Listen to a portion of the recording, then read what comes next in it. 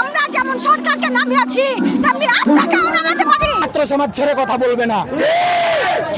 আমরা যেমন শেখ হাসিনাকে নামিয়েছি তেমনি আপনাকেও নামাতে পারে।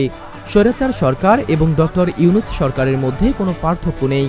এদেশে চেয়ার বদলালেও নীতি বদলায় না। বাড়াবাড়ি করলে ডক্টর ইউনূসকে গদি থেকে টেনে নামানো হবে। এবার ডক্টর ইউনূসের উপর খেপেছে শ্রমিকরা। 5 আগস্টকে বলা হয়ে থাকে নতুন স্বাধীনতা দিবস।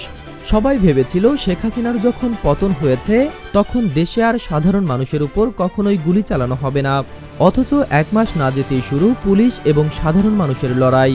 আশুলিয়ায় পুলিশের গুলিতে শ্রমিক নিহত ও ছাত্রদের উপর গুলি নিক্ষেপ নিয়ে এবার মুখ খুলেছে সাধারণ জনতা। তারা বলে, আমরা শেখ হাসিনাকে নামিয়েছি, ডক্টর ইউনূসকে নামানো কোনো ব্যাপার না। এ সরকার তো আমাদের সরকার, তাহলে আমাদের উপর কেন গুলি করলো, কেন তারা মানুষ মারল?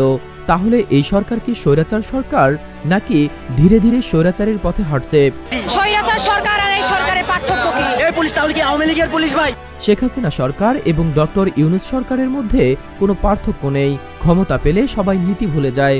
এই সরকারের পুলিশ আমাদের উপর টিয়ার শেল মেরেছে।